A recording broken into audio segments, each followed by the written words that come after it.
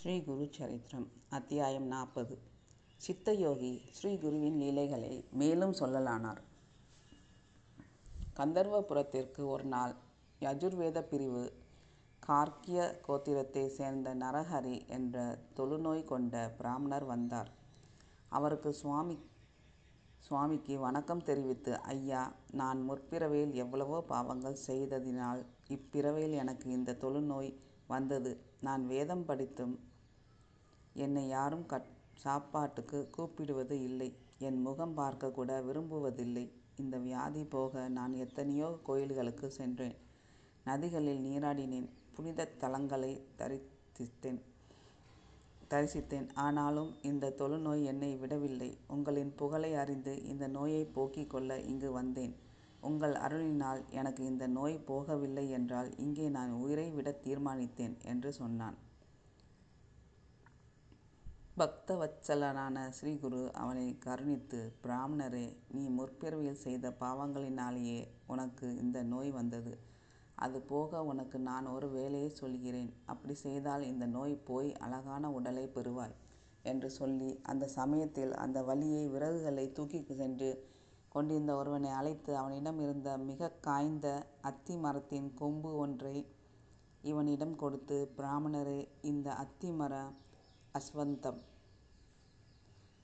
கொம்பை சங்கமத்தில் இருக்கும் சங்கமேஸ்வரரின் எதிரில் நட்டு தினமும் 3 காலங்களில் நீரை கொண்டு வந்து இதற்கு அபிஷேகம் செய்ய வேண்டும். அப்படி செய்கையில் என்று அது துளிர்க்கிறதோ அன்றைய தினம் உன் நோய் உன் உடலிலிருந்து போய்விடும் என்று கூறினார். அந்த பிராமணர் ஸ்ரீ குருவின் வாக்கின் மேல் பூரண நம்பிக்கை வைத்து அவர் கூறியது போல் சங்கமேஸ்வரரின் எதிரில் அதை நட்டு உபவாசமிருந்து 3 காலங்களிலும் அதை அபிஷேகம் செய்து வந்தான். அதை பார்த்த சிலர், ஏனையா, இந்த காய்ந்த மரம் துளிர்க்குமா? உன் வியாதி போகாதென்பது உன்னிடம் சொல்ல முடியாமல் ஸ்ரீகுரு இப்படி உன்னை செய்ய சொன்னார். அவர் இறந்தவர்களை பிழைக்க வைக்கும் பொழுது உன் நோயை போக்குவது அவருக்கென்ன பெரும் காரியமா? இந்த மரம் துளிர்ப்பது பொய், உன் நோய் போவதும் பொய் என்று சொல்ல அவன், எனக்கு குருவின் சொல்லே முக்கியமானது. அவர் கொடுத்த வாக்கை நிறைவேற்றுவது அவரின் வேலை என்று கூறி அவன் தினமும் அத்தி மரத்தை அபிஷேகம் செய்து வந்தான். இப்படி ஒரு வாரம் கடந்தது. ஒரு நாள் ஸ்ரீகுருவிடம் சிலர், சுவாமி, நீங்கள் அன்று அந்த பிராமணருக்கு சொன்னதை தண்ணீர் கூட குடிக்காமல் செய்து கொண்டிருக்கிறான். யார் என்ன சொன்னாலும் கேட்காமல் ஸ்ரீ குரு சொன்னது போல் செய்வது என் வேலை, வாக்கை நிறைவேற்றுவது அவர் வேலை என்று கூறி வருகிறான். அவனுக்கு நீங்களாவது சொல்லுங்கள், இல்லையெனில் அவன் அப்படியே செய்து கொண்டிருப்பான் என்றார்கள். இதை கேட்ட ஸ்ரீகுரு, இந்த உலகில் குருவின் வாக்கு ஒன்றுதான் மனிதனை காப்பாற்ற முடியும். அதை நம்பியவர்களுக்கு கேட்பதெல்லாம் கிடைக்கும். யார் யார் நினைவுகள் எப்படி இருக்குமோ பயனும் அப்படி இருக்கும். இதற்கு உதாரணமாக கந்த புராணத்தில் இருக்கும் கதையை கூறுகிறேன், கேளுங்கள். பாஞ்சால நாட்டை சிம்மகேது என்ற மன்னன் ஆண்டு கொண்டிருந்தான். அவனுக்கு தனஞ்சயன் என்ற மகன் இருந்தான். அவன் வேட்டையாட காட்டிற்கு சென்று வெகு நேரம் வேட்டையாடி தாகம் கொண்டு தண்ணீரை தேடி செல்கையில் வழியில் ஒரு வேடன் தென்பட்டு அவரை ஒரு தண்ணீர் நிறைந்திருக்கும் குளத்திற்கு அழைத்து சென்றான். அங்கு தனஞ்சயன் நீரை பருகி அருகிலுள்ள பாழடைந்த சிவன் கோவிலுக்கு சென்று அங்கு சற்று நேரம் ஓய்வெடுத்து கொள்ள அமர்ந்தார். அந்த நேரத்தில் வேடன் உள்ளே உள்ள சிவலிங்கத்தை கண் இமை அசைக்காமல் பார்த்து கொண்டிருந்தான்.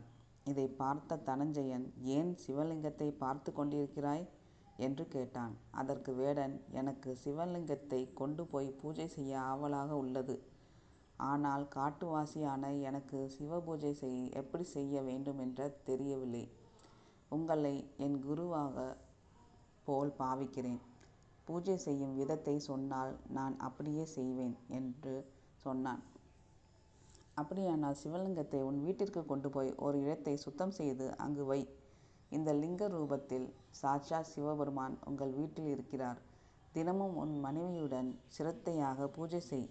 சுடுகாட்டிலிருந்து தினமும் பிணங்களை எரித்த சாம்பலை கொண்டு வந்து சிவனுக்கு அர்ப்பித்து நீ உட்கொள்ளும் உணவை அவருக்கு படைத்து அதை சிவப்பிரசாதமாக பாவித்து சாப்பிடு என்று கூறினார்.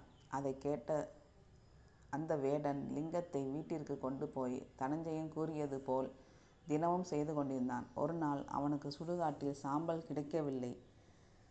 வேதனையுடன் வீட்டிற்கு வந்து மனைவியிடம், இன்று சிவபூஜை என் குரு சொன்னது போல் செய்ய முடியவில்லை. குருவின் சொல்லை மீறியவர்களுக்கு நரகம் தரித்திரம் ஏற்படும். ஆகையால் நான் என் உயிரை விடுவேன் என்றான். அதை கேட்ட மனைவி அவனை தேற்றி, ஏன் நீங்கள் வருந்துகிறீர்கள்? நம் வீட்டில் இருக்கும் விறகுகளால் எண்ணெய் எரித்து அந்த சாம்பலை கொண்டு சிவபூஜை செய்யுங்கள். என் உடலை சிவனுக்கு அர்ப்பணம் செய்வதில் தவறேதும் இல்லை. இதை நான் மனப்பூர்வமாகவும் சந்தோஷமாகவும் சொல்கிறேன் என்றாள். அதை கேட்டவன் வேடன், நீ இளம்பெண், இல்லற வாழ்க்கையை முழுமையாக கூட அனுபவிக்கவில்லை. மேலும் உன்னை என் உயிருள்ள வரை காப்பாற்றுவேன் என்று கூறி திருமணம் செய்து கொண்டேன். ஒரு பெண்ணை கொன்றேன் என்ற அவதூறும் வரும். இப்படிப்பட்ட பாவம் செய்வதற்கு அந்த சிவன் கூட என்னை மன்னிக்க மாட்டார் என்று வேதனையுடன் வருந்தினான். இதை கேட்ட அவள், ஏன் உனக்கு என்மேல் இவ்வளவு மோகம்? இந்த உடல் என்றோ ஒரு நாள் அழிந்து விடக்கூடியதுதான். என் பெற்றோர்கள் என்று என்னை உங்களுக்கு மனம் முடித்தார்களோ அன்று முதல் நான் உங்கள் சொத்து. ஆகையால் வேறு எண்ணம் இல்லாமல் என்னை எரித்து அந்த சாம்பலை கொண்டு சிவபூஜை செய்யுங்கள். இதனால் உங்கள் சிவபூஜைக்கு தடை ஏற்படாது என்று சொல்லி அவனை ஒப்புக்கொள்ள செய்து அவன் வீட்டில் உள்ளே சென்று கதவை மூடிக்கொண்டு வீட்டிற்கு தீ வைக்கச் சொன்னாள். தீ வைத்ததும் வீடு பற்றி எரிந்து அவளும் எரிந்து சாம்பலானாள். வேடன் அந்த சாம்பலை எடுத்து சிவபூஜை செய்து பக்தியுடன் ஈசனை வணங்கி என்றும் போல் பிரசாதத்தை எடுத்துக்கொள்ள தன் மனைவியை கூப்பிட்டான். சிவனின் அருளினால் அவள் உயிர் பெற்று நடந்து வந்து பிரசாதம் சாப்பிட்டு பார்க்கையில் அந்த வீடு என்றும் போல் காணப்பட்டது. அதை பார்த்த வேடன், நான் இந்த கைகளினால் வீட்டை எரித்தேன். அதில் நீயும் எரிந்தாய். ஆனால் நீ எப்படி உயிருடன் வந்தாய்? நம் வீடும் என்றும் போல் இருக்கிறது என்று ஆச்சரியத்துடன் கேட்டான். அவள், நான் உள்ளே சென்ற உடனே எனக்கு தூக்கம் வந்தது. நான் தூங்கிவிட்டேன். நீங்கள் கூப்பிடும் குரலை கேட்டதும் எழுந்து வந்தேன். இது எல்லாம் சிவன் லீலைதான் என்று சொல்லி கொண்டிருக்கையில் அவர்கள் முன் ஈசன் தோன்றி, உங்கள் பக்திக்கு சந்தோஷம் அடைந்தேன். நீங்கள் திட நம்பிக்கையுடன் என்னை பூஜித்ததற்காக கோடி வருடம் சொர்க்கத்தில் வாழ்வீர் என்று ஆசி வழங்கி மறைந்தார். ஆகையால் குரு சொன்ன வார்த்தைகளின் நம்பிக்கை வைத்து எவனொருவன் செய்கிறானோ அவனுக்கு நினைத்தது நடக்கும். ஆகையால் அந்த பிராமணர் என் பேச்சுக்கு கட்டுப்பட்டு திட நம்பிக்கையுடன் அத்தி மரத்திற்கு பூஜை செய்கிறான். அவன் பூஜை வீண் போகாது என்று சொல்லி சங்கமத்திற்கு சென்று கமண்டலத்திலிருந்த நீரை எடுத்து காய்ந்த அந்த அத்தி மரக்கொம்பின் மேல் தெளித்தார். அது அடுத்த நொடியிலேயே துளிர்த்து பெரும் மரமாகிவிட்டது. அதே கணத்தில் அந்த தொழுநோய்க்காரனும் அழகான பொன் ஒளியுடன் கூடிய உருவம் பெற்றான். அவன் தன் அழகான உடலை பார்த்து ஆனந்த கண்ணீர் விட்டு மனம் குளிர பக்தி பரவசத்துடன் ஸ்ரீகுருவை இப்படி துதிக்கலானான். ஸ்லோகம். இந்த கோடி தேஜ கிருண சிந்து பக்தவத்சலம் நந்தனாத்ரி சுனுத்தத இந்திராட்ச ஸ்ரீகுரும் கந்தமால்ய அஷாதாதி விருத்ர தேவ வந்திதம் வந்தயாமி நரசிம்ம சரஸ்வதி பாஹிமாம். பொருள். கோடி சூரியன் கோடி சந்திரன் நிகரான ஒளி பெற்று தேவதைகளால் பூஜை செய்யும் பக்த பிரியனாய், பக்தர்களுக்கு வரங்கள் அளிப்பவராய், கலியுகத்தில் தர்மத்தை நிலைநாட்ட அவதரித்த நரசிம்ம சரஸ்வதி சுவாமி வந்தனம். என்னை காப்பாற்றுங்கள். ஸ்லோகம். மோட்ச பாச அந்தகார சாயுதார பாஸ்கரம் ஆதிதாச பாஹி ஸ்ரீசய வல்லபேச நாயகம் வேஸ்ய பக்த விருத்ர வரத பூயோ நமாயகம் வந்தயாமி நரசிம்ம சரஸ்வதீச பாஹிமாம். பொருள். மாயாபாசம் என்ற இருளில் இருக்கும் பக்தர்களுக்கு சூரியனாகவும் அகன்ற கண்களை கொண்டு லட்சாதிபதியாய் உன்னை சேவிக்கும் பக்த கோடிகளுக்கு உன்னதமான வரங்கள் அளிக்கும் நரசிம்ம சரஸ்வதி சுவாமி வந்தனம். என்னை காப்பாற்றுங்கள். மனதில் பிறக்கும் காமம், கோபம், லோபம், மோகம், மதம், வெறுப்பு என்ற மதங்கொண்ட யானைகளை அடங்கும் அங்குசமாக இருப்பவனும் பக்தர்களின் மேல் அன்பினால் சுத்த சத்வத்தை ஏற்று அற்புதமான அவதாரம் எடுத்த நரசிம்ம சரஸ்வதி சுவாமி வந்தனம் என்னை காப்பாற்றுங்கள். ஸ்லோகம் சித்ரராஜ்வஸ்ர மத்தவர்கரானுரம் சத்தசார கோவிதாப்த தத்யசித்யவபல்லம் உத்தமாவதார பூத கர்த்திர பக்த வத்சலம் வந்தயாமி நரசிம்ம சரஸ்வதி பாஹிமாம்.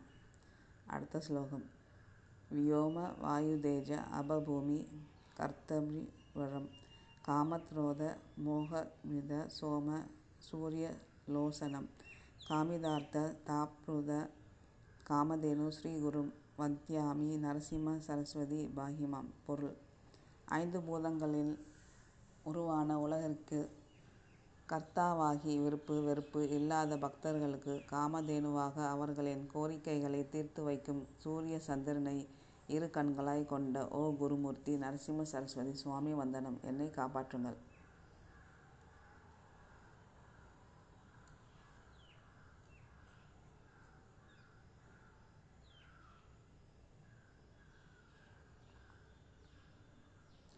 புண்டரீக ஆயுதாஷ குண்டலேந்து தேஜசம்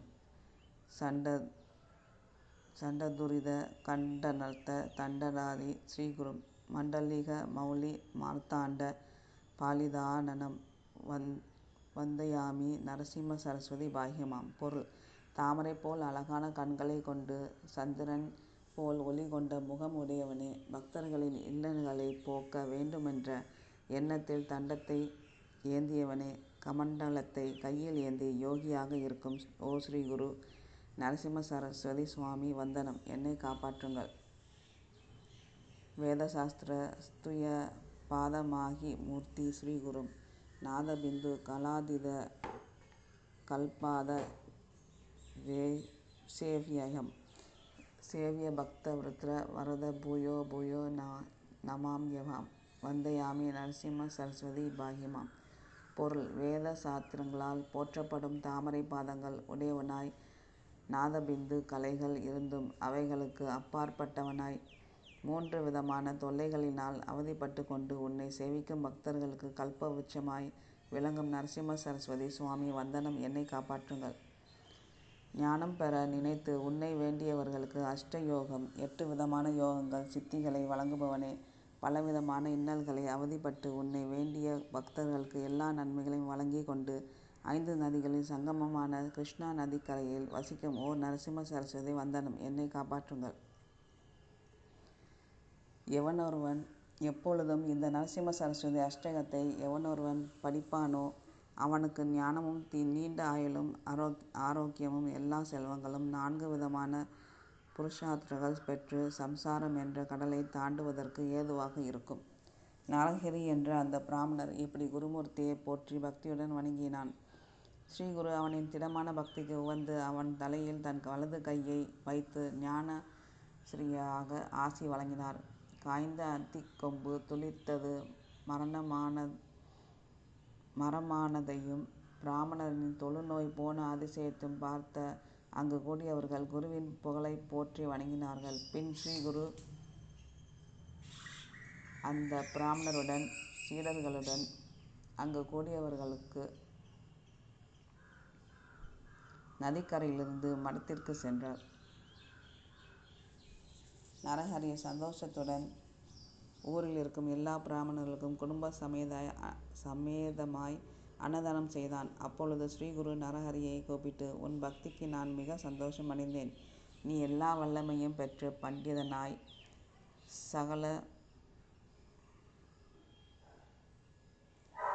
ஐஸ்வர்யங்களுடன் சீரும் சிறப்புமாய் வாழ்வாய். உன் வம்சத்தில் பிறந்தவர்களெல்லாம் வேத பண்டிதர்களாய் நீண்ட ஆயுளும் செல்வத்துடன் வாழ்வார்கள். உனக்கு 3 மகன்கள் பிறப்பார்கள் என்று சொல்லி அவனுக்கு அஷ்டாங்க யோகத்தை உபதேசம் செய்து வித்யா சரஸ்வதி மந்திரத்தையும் உபதேசம் செய்து உனக்கு யோகீஸ்வரன் என்ற பெயர் வைக்கிறேன். நீ உன் மனைவியுடன் வந்து இங்கு என் சந்நிதானத்திலேயே இரு என்று கூறினார்.